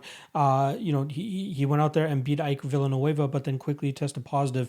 And you got to give the guy a little bit of benefit of the doubt, right? He's coming in on that fight in short notice, and whatever sauce he was on prior to that on the regional scene, there's no way that he could have gotten out of his system taking that fight on short notice. But we went out there and saw Chase Sherman 2.0, right? We saw him pretty much bring what he was doing on the regional scene after he had originally been cut from the UFC after losing to Augusto Sakai, goes out there and starts implementing a calf kicking game. And that's been very successful for him over his last 4 fights. I'm expecting him to bring the same type of approach here against Andrei Arlovski, who is, usually very heavy on that front foot, throws with a lot of combinations, and usually his volume and output has been getting him his victories, at least, 2 of his last 3 fights. But I think that Chase Sherman is really going to start to slow down Arlovski once he really starts to beat up that front leg. Now, what's the durability of Sherman going to look like, right? Usually when guys are coming off of USADA suspensions or coming off of some crazy steroids, the durability seems to take a bit of a hit. But Andrei Arlovski hasn't really been a huge power puncher as of late. So I don't know if that's truly going to come into play here, or if he's just going to go out there and try to look to outpoint Chase Sherman. But once he starts feeling those calf kicks, I think it's really going to start to get to Andrei Arlovski that he's going to have to throw with a little bit more power in his hands. Chase Sherman has always seemed to be the butt of the joke in the MMA betting community, but you can't dismiss what you've been seeing from him from his last 4 fights.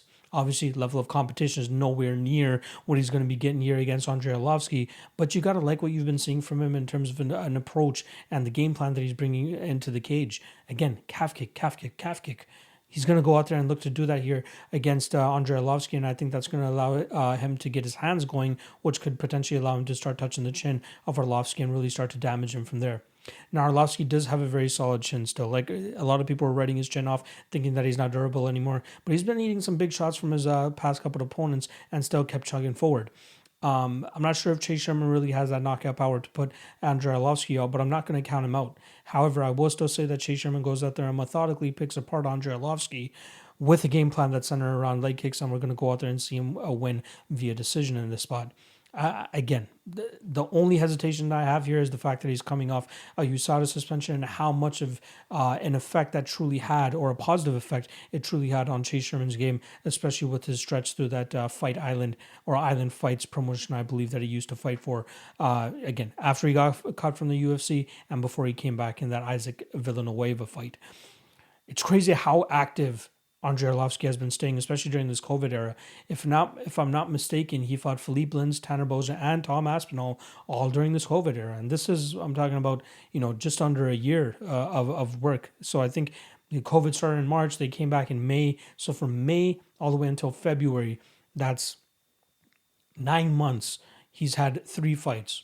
So, solid for Andrei Arlovski at 42 years old to be remaining that active. And I'm sure he's getting a solid 6-figure paycheck every time he steps into that cage.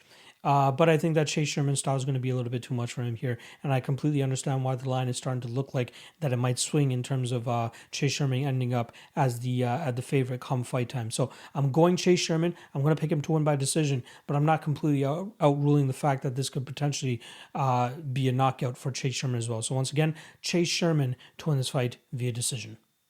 Ricardo Close versus Jeremy Stephens. We got minus 125 on Jeremy Stephens and plus 105 on Ricardo Close. Let's start off on the Jeremy Stephens side of things, who's on a 0-4 and 1-0 contest streak right now.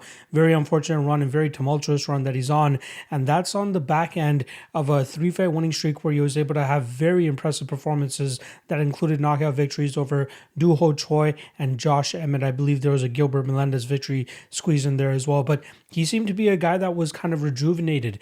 It seemed like he was a guy that was, seemed like he had found his step finally in the UFC. He doesn't have the greatest UFC record. If I'm not mistaken, I believe he holds the record or the most unfortunate record for most losses in the UFC, but he's still been around for a very long time. He has evolved his game a lot, and there are a couple new wrinkles that he's been adding as of late, and it's really, it was paying off for him in that 3-fight winning streak, but unfortunately, the Jose Aldo fight started that fight off relatively well until Jose Aldo was able to find that beautiful body shot, liver punch, whatever it was, that crumpled Jeremy Stephens, and he was able to follow up with a lot of shots to put him out there. Then we had the Zabit Magomed Sharapov fight, just completely outclassed in that fight, just wasn't able to get his game going. The Yair Rodriguez no contest, if you guys remember, that was a 15-second fight. If I'm not mistaken, that actually took place in Mexico City. Headliner as well. And within the first 15 or so seconds, Yair Rodriguez pokes his eyes. And unfortunately, Jeremy Stephens is not able to continue there. Then they have this huge grudge match, and I believe it was a couple months later, they actually ended up throwing down in Boston as the co-main event of that Dominic Reyes and Chris Weidman card. And Yair Rodriguez did a really good job in terms of winning those first 2 rounds, but then his cardio and his output started to decline very drastically, and we saw Jeremy Stephens go out there and really start to take over. Almost a close 10-8 round in that third round was really putting it on Yair. Unfortunately, he ran out of time. Now, if that was a 5-rounder, it probably would have been a Jeremy Stephens fight, or at least the momentum was starting to swing that way. But then you got to have to take into consideration what kind of game plan Yair would have adjusted to had it been 5 rounds rather than three rounds. And then lastly, his fight against Calvin Kattar. Kattar, a very high-level fighter. I believe, if I'm not mistaken, that was the first fight back after the whole COVID situation. And yeah, that he ended up getting knocked out in the second round, but he was doing a good job of really attacking the lead leg of Calvin Kattar, similar to the game plan that Renato Moicano was able to establish against Calvin Kattar. Unfortunately for Stephens, Kattar's hands were just too much for him, and then eventually that beautiful elbow that landed right on the lip area of Jeremy Stephens dropped him, and then he followed up with a huge barrage of ground and pound with this beautiful elbow as well. That was able to really hurt Jeremy Stephens, opened up a huge cut on him too, and that put away Jeremy Stephens. So very tumultuous run that he's been on, but can you really, be mad at the level of competition that he's been going up against? Yeah, he was a very slight favorite against Jose Aldo going into that fight, but I think a lot of people were just overlooking Jose, and if I'm not mistaken, I actually ended up playing Jose that night. Magomed Sharapov comes in as a plus 260 underdog. All right, he loses. Unfortunate no contest to Yair Rodriguez. Momentum was swinging his way in the rematch against Rodriguez, and then Calvin Kattar, right? So even though he's winless in his last 5 fights, you can't really be mad given the level of competition he's been going up against. Ricardo Close, on the other hand, a guy who went 3-2 in his last 5 fights. Level of competition has just been completely different outside of Beneil Dariush, who's obviously on a streak right now. But, lost to David Tamor, who, technically speaking, a much better striker, and was able to really stay on the outside of Ricardo Close and land his kicks and do some good combinations from the outside. Lando Venata fight, another one where he's able to go out there and actually get his game going. Bobby Green, that was a weird one, right? Statistically speaking, Bobby Green seemed to have him outpointed and outcontrolled in that fight, yet Ricardo Close still gets his hand raised. Christos Giagos has some success in the grappling realm, takes him down, takes his back a couple times. But the longer the fight was on the feet, Ricardo was able to start to outpoint him, and then Giagos' cardio really did start to drop off later in those fights. Then the Beneil Dariush fight. Gets his back taken the entire first round. Does a really good job with the submission defense to not get tapped out by a high-level jiu-jitsu black belt in Beneil. But then in that second round, they go to absolute war. He rocks Benny. Benny comes back, rocks him, and then ultimately finishes him. He's taken off some solid amount of time since then. It's been over a year since he's been in the cage. But if you guys do remember, he was scheduled to fight Luis Pena a couple months ago. Unfortunately, one of Close's cornermen had to, he tested positive for COVID, and he was pulled out of that fight. Now he does get here, rebooked here against Jeremy Stephens. Now, how these guys match up stylistically, I gotta lean on the Jeremy Stephens side of things, which is why I believe that he's the favorite. I find it kind of weird that he went from -155 down to -125, as I believe this fight is going to mainly take place on the feet. Both guys are great leg kickers, and I believe Jeremy Stephens has a little bit more zest on his shots, but not to mention the ability or the advantage he should have on the feet here in regards to the power that if these guys do end up trading. Drakkar Klose is really going to have to stay on his, his bicycle here.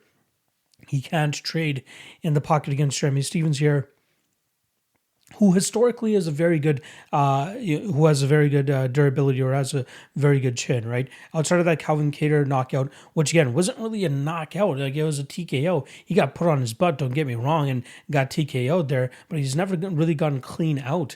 Even the Jose Aldo one, that was a body shot that crippled him.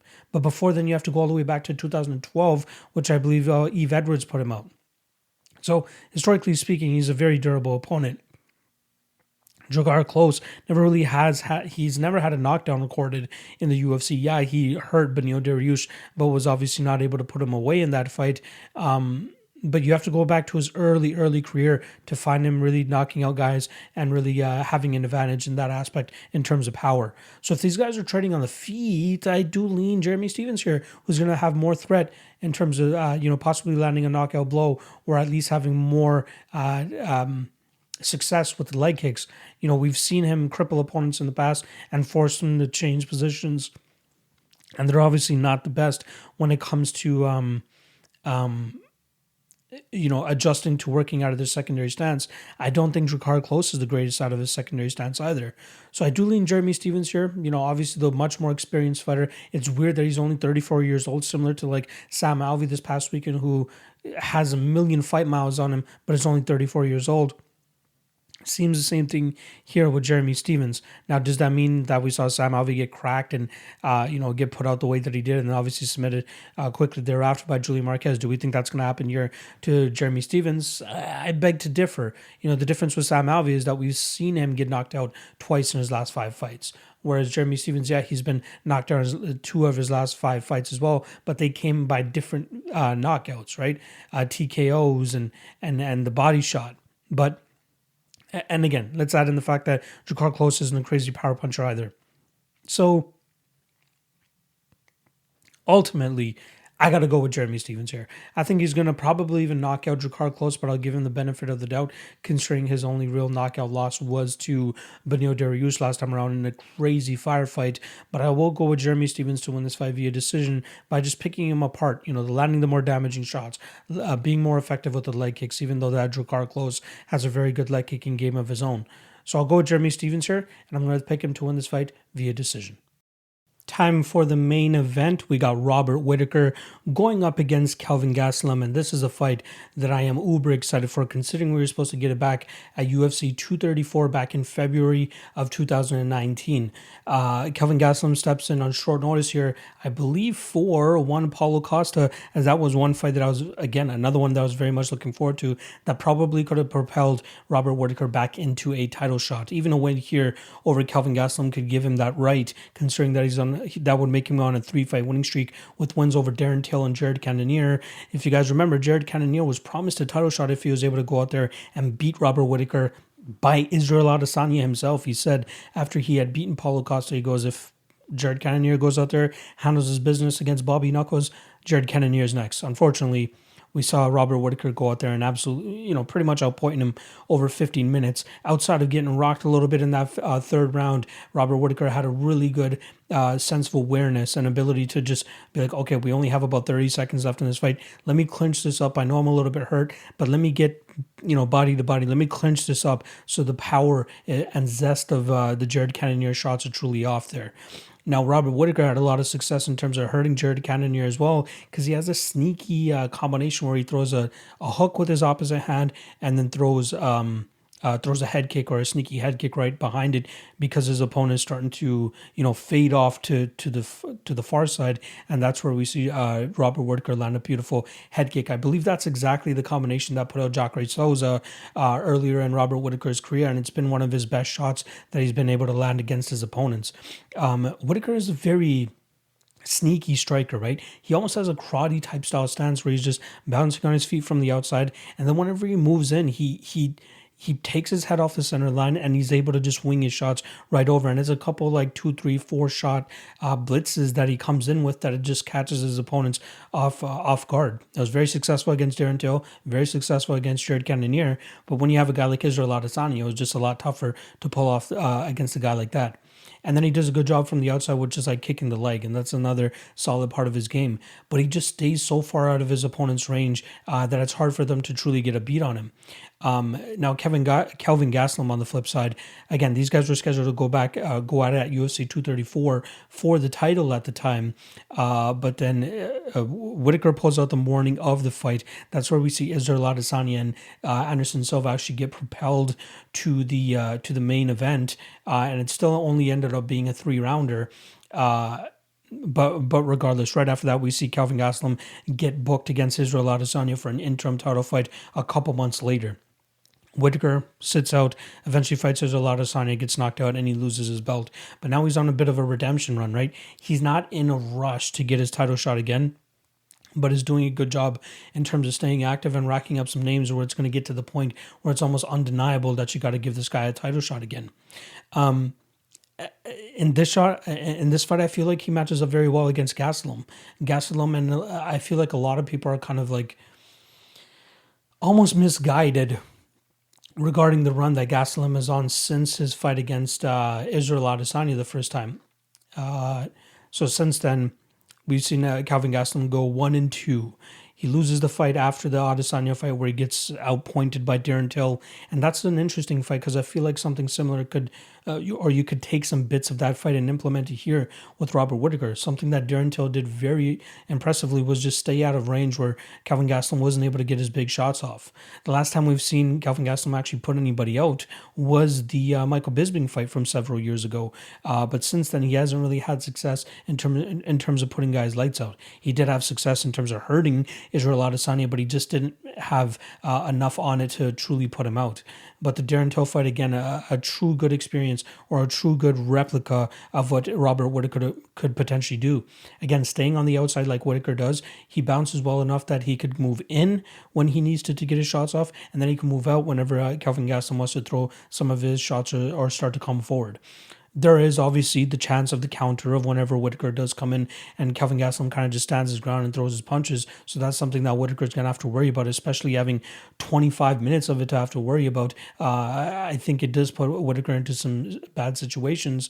But then we see like the technique and the crafty striking of Whittaker bail him out of some bad spots. Like he ate some good shots against Darren Till and Jared Cannonier and was able to keep moving forward, right? Like obviously Cannonier had some success at the end of that fight, but it wasn't enough to truly put Robert Whittaker out. Is Kelvin Gastelum going to be able to do that?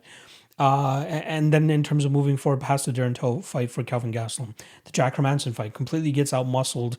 I believe Hermansson goes for a takedown. Gastelum does a good job of reversing that position, but then it was just too much strength for him to deal with when Jack Hermansson went for that leg and got that heel hook finish on him. The Ian Heinisch fight was a good way for him to bounce back since he had not won a fight since that fight against Jacare Souza 4 fights earlier. But that was a fight where, he pretty much was the much better fighter than Heinisch. Was able to out-grapple him, even though Heinisch seemed like the stronger fighter. And then he was landing the better shots on the feet. But it's still intriguing that he was able to pull that off, considering a lot of people were starting to write him off. I'm still of the belief that Gastelum would be most effective at welterweight, but it seems like those days are long gone. He's 29 years old. It could potentially still happen if he does want to go out there and try to change the trajectory of his career to just being like this middleweight. And again, losing against a guy like Robert Whittaker should truly put it into perspective for him that he's not going to be able to compete at a high level at this weight class. But my thing here is that I think Whittaker is going to be a little bit too slick on the feet for him. The way that I think Kelvin Gastelum could kind of swing this fight in his favor is if he goes out there and tries to implement his grappling game. Like since he's been in the UFC, since his Ultimate Fighter run, the guy's a very solid grappler and he transitions very well. He's usually one step ahead of his opponents. His jiu-jitsu is very well. He takes the back very well. And Whittaker, we haven't seen too much of him on the ground. Yoel Romero, as good of a wrestler as he is, he just doesn't use it as effectively as somebody should with his prowess in wrestling. And even his last couple fights, Adesanya didn't want to take him down. Darren Till didn't want to take him down. Jared Cannonier didn't want to take him down. But one thing that I like about Whittaker and possibly nullifying the grappling advantage that Gastelum will have here is that Whittaker keeps his hands down, right? And that has him ready to go for any type of grappling type of situation. So if Gastelum wants to shoot in, I think he's much more at the ready to sprawl and also dig underhooks, which will obviously allow him to kind of, muscle Kelvin Gastelum back up to his feet and stay on the feet. Even if Gastelum tries to like push him up against the cage, it's just he's going to have to worry about if Gastelum like feints a takedown and comes back up with some strikes. He's going to have to make sure that he's, hiding and tucking that chin. At a certain point, that chin of Robert Whittaker is going to crack again. Israel Adesanya was very successful in doing so. And then Yoel Romero, we saw all those fights and all those knockdowns that Romero was able to have against Whittaker. And Whittaker is definitely showing signs of a shaking chin. But it's kind of like Sadiq Youssef from this past weekend, right? Where we see him get hurt so many times, but he just never gets put out. It's very, it's just a matter of time before it ends up cracking and actually taking him out. Kelvin Gastelum, again, he hasn't knocked out anybody since his fight with Michael Bisping. And that was Michael Bisping coming back relatively quickly after he had lost his title to Georges St. Pierre only a couple of weeks before we got his brain rattled and ultimately choked out. So how much power does Gastelum truly have in his hands? And how much stock do we have to continue putting into his performance of a lifetime loss against Israel Adesanya? Because we're going to have to start to move away from that, right? Another fight that comes or another comparison that comes to mind is like Nina Ansaroff, or I should say Nina Nunes, when she fought Claudia Gadelha. And that's a fight that I feel like truly skewed the impression and the skill set of Nina Nunes. She was having close fights against Ronda Marcos, and then she goes out there and beats a high-level opponent like Claudia Gadelha. But we know that if you're able to kind of survive that first round and start to put pressure on her, that Gadelha's gas tank will fail her, and then you should be able to go out there and just outpoint her for the rest of the fight. And then we go into the Tatiana Suarez fight. Obviously, that's a very tough fight to truly gauge how good Nina Ansaroff is. But then she goes out there and loses to Mackenzie Dern relatively easily, right? She gets a takedown, even though that Mackenzie Dern was 1 of 18 on takedowns for the majority of her career. All she needed was one to get Nina Nunes down, and she was able to submit her.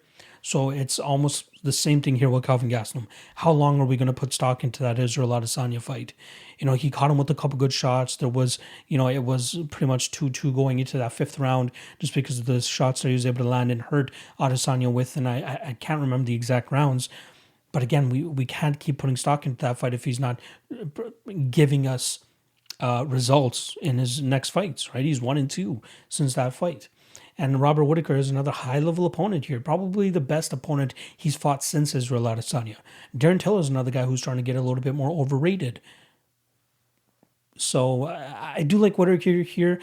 I can't say that I'm truly confident to the point of, saying that he's 100% lock or anything like that, considering that his chin could potentially crack, and Kelvin Gastelum has shown the ability to crack guys and hurt them and knock them out. But given the expertise that Whittaker has on the feet, given his ability to move in and out of distance pretty much at will, and then land the better shots and stay on the outside and kind of nullify the amount of strikes that are coming his way. And again, I truly think that Kelvin's striking style is a little bit basic. The times that he rocked Israel Adesanya is when he adds a little bit more than is just, straight right down the middle and his left hook or his jab or whatever the hell it is. It's when he adds that head kick that he hurts Israel Adesanya. But we still don't see that. Like, we still see it every now and then, but we just don't see it to the point where it's truly effective that it can beat guys like Darren Till and beat guys like Jack Hermansson as, short of a fight as that was. So, I like Robert Whittaker here. I'm going to take him to win this fight via decision, but it will be a little bit of a nail biter, just as the Darren Till fights were, and just as the Jared Cannonier fight was. The chin is always going to be a concern here for Robert Whittaker, but the more that he distances himself from that Israel Adesanya knockout, the more you should be able to trust him and be okay with laying the minus 260 or chalky line on Robert Whittaker. So the value could potentially be on Gastelum here, but if we're picking winners, I'm going to go with Robert Whittaker, and I think that he's going to go out there and win this fight via decision. And those are the breakdowns Hope you guys enjoyed the episode. If you guys haven't already, make sure you guys like and subscribe. And if you want to further support your boy, check out the Patreon. Link is in the description below. $5 a month gives you all access to my picks, early breakdowns, best bets and props article, not to mention a bunch of other shit like the Discord channel, and as well as the pay-per-view parlay for the patrons. That's actually going to be going live once again next week for UFC 261, where I give a poll out to all the patrons. You guys vote on the top 4 spots, money line and totals. Top 4 get put into a parlay, and I put 5% of my monthly take from Patreon, which is definitely a lot more than it was last month, considering the run that I'm on and all the love that I've been getting to Patreon. So I'll be putting 5% of my monthly take from Patreon on this 4-leg parlay. If the 4-leg parlay hits, the money gets paid out to a randomly selected Patreon member that I eventually do a draw for the following day after the pay-per-view. So a ton of great things to love on the Patreon, and most importantly, you're supporting your boy to continue making this thing a full-time thing and allowing me to live my dreams so I can give you guys the best betting analysis that I can to hopefully put some more dollars in your pocket. All right. Appreciate you guys checking out the episode. Good luck with your bets this week, and I'll see you guys once again next week.